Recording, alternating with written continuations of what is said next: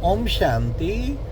सुनते हैं प्यारे बाबा की 7 अक्टूबर की मुरली से दिल में छपने वाली गहराई की बातें। आज बाबा ने मुरली में कितना सुंदर कहा। बाबा ने एक बहुत इंटरेस्टिंग बात सुनाई।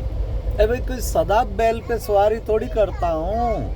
ये ब्रह्मा बाबा है बैल, और इस पे सवारी हर वक्त थोड़ी करता हूँ। मैं तो आता जाता रहता हूँ। अच्छा, तुम स्वीट होम में याद करो।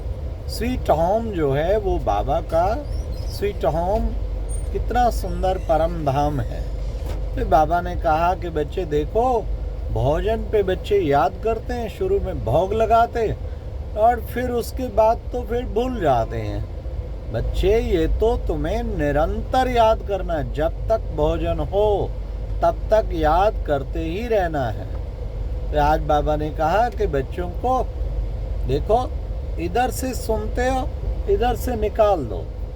एक कान से सुन, दूसरे कान से निकाल दो। रिएक्ट नहीं होना चाहिए ना, रिएक्ट होता है। कईयों को तो इस कान से सुन के इधर से निकालेंगे, बीच में दिमाग खराब हो जाए। तब कभी कभी कहते इस कान से सुन के इसी से ही निकाल दो। फिर बाबा ने कहा कभी भी किसी का सामना नहीं करना है, और तुम बच्चों को रहम दिल बनना है। हाँ, रहम का गुण जो है ना वो सबसे उत्तम गुण है। आज का तो कितना सुंदर गीत था, हमारे तीरथ न्यारे। आज का मुरली मंथन ट्रेन से कर रहे हैं, थोड़ा डिस्टरबेंस होगा, क्षमा करना। हमारे तीरथ न्यारे हैं। ये तीरथ बाबा ने कहा कौन से तीर्थ? जन्म जन्मांतर भक्ति मार्ग में तुम तीर्थों पर करते आए हो।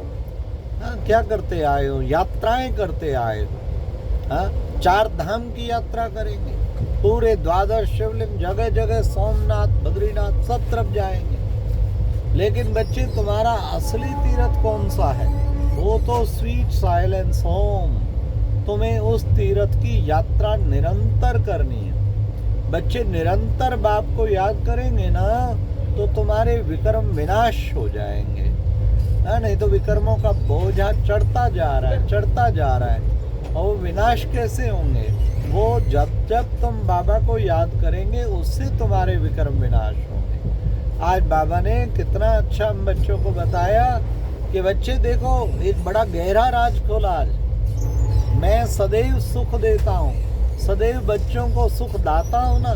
सुख का सागर सदैव सुख ही तो देगा, मैं कभी दुख नहीं देता हूँ। लेकिन ये सजा कौन देता है? सजा देता है धर्मराज। इसलिए बच्चे धर्मराज की जो है वो तुम बच्चों को धर्मराज की सजाएं ध्यान में रखनी चाहिए। मेरा राइट हैंड है, कुछ भी छिप नहीं सकेगा। कितना भी छिपा लेंगे, उसके पास सबके पापों के खातों का हिसाब किताब है।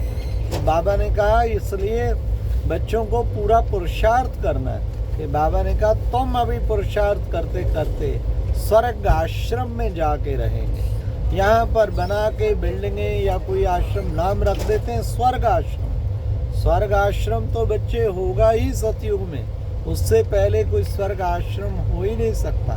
बाबा आके स्वर्ग आश्रम की स्थापना करते हैं। फिर बाबा कहते मन मना भाव ही सबसे बड़े ते बड़ा रूहानी तीर्थ है।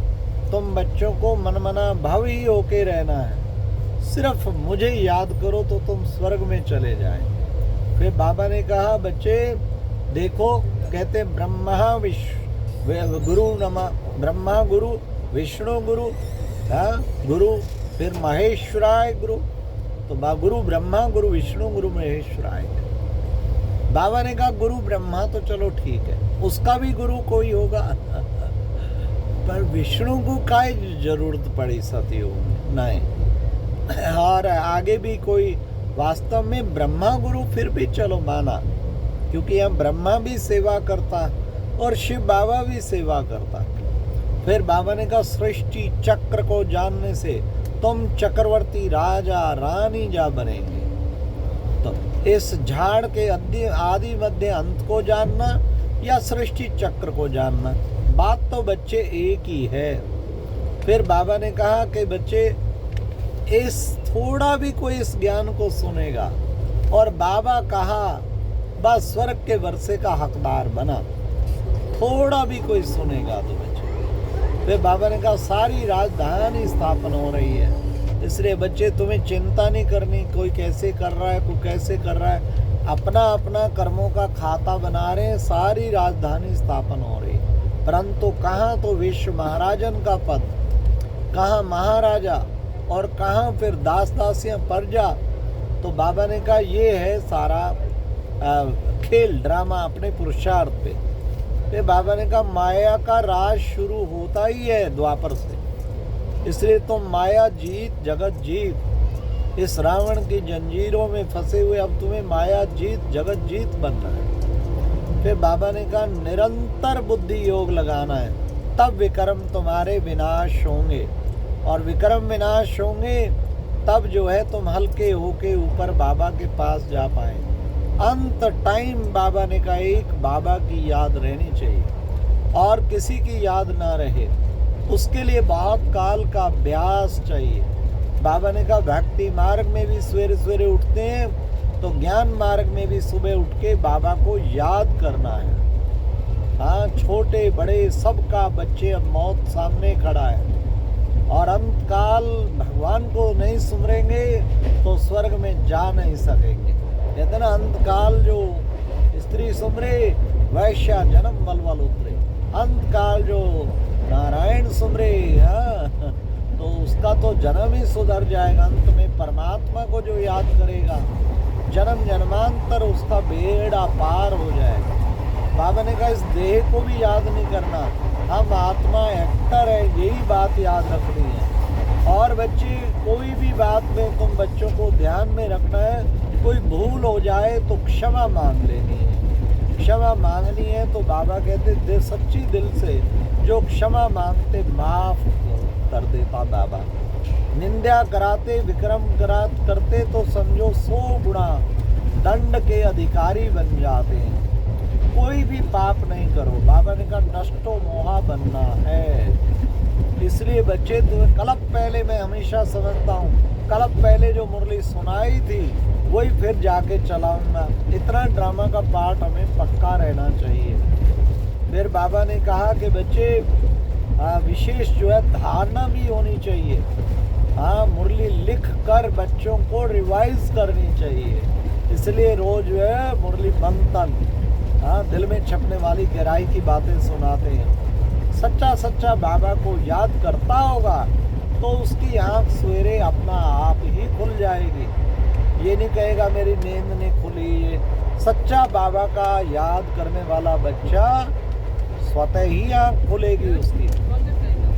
आज की मुरली में वरदान था साइलेंस की शक्ति द्वारा जमा के खाते को बढ़ाने वाले श्रेष्ठ पद के अधिकारी भावा। बच्चे जितना साइंस की शक्ति के द्वारा इतने बड़े बड़े चमत्कारिक कार्य कर रहे हैं तो साइलेंस की शक्ति भी कोई कम नहीं है, उसके द्वारा तो और भी बड़े कार्य किए जा सकते हैं। साइलेंस की शक्ति द्वारा जमा के खाते को बढ़ाने वाले श्रेष्ठ पद के अधिकारी भव। साइलेंस की शक्ति जो है वो सबसे बड़ी शक्ति है, उसको जमा करना है। जितना साइलेंस की शक्ति को जमा करेंगे, जमा के खाते को बढ़ाने वाले श्रेष्ठ पद के अधिकारी बनेंगे। श्रेष्ठ पद पाना है तो साइलेंस की शक्ति द्वारा हम जमा का खाता बढ़ाएं।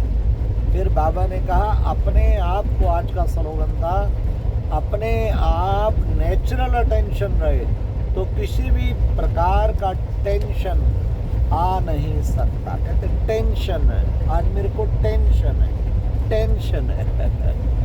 बाबा ने कहा जिसको अटेंशन नहीं है ना उसको टेंशन होता क्या है, पहले पहले तो फुल अटेंशन, फिर धीरे धीरे धीरे फुल अटेंशन से क्या हो जाता अटेंशन, फिर उसके बाद कुछ दिनों बाद क्या हो जाता लूज अटेंशन, फिर उसके बाद आगे क्या होता नो अटेंशन, फिर उसके बाद क्या होता टेंशन। इसलिए सदा फुल अटेंशन रहे। फुल अटेंशन माना बाबा को याद करना है। याद की यात्रा ही सबसे बड़े से बड़ी जो है बाबा के साथ हर पल हर घंटा टेंशन रखो, कोई ना कोई बुद्धि में लक्ष्य रखो, तब आपकी ऊंची स्थिति बन पाए। अच्छा, ओम शांति। ये थी आज की मुरली से दिल में छपने वाली गहराई की बातें। ओम शांति।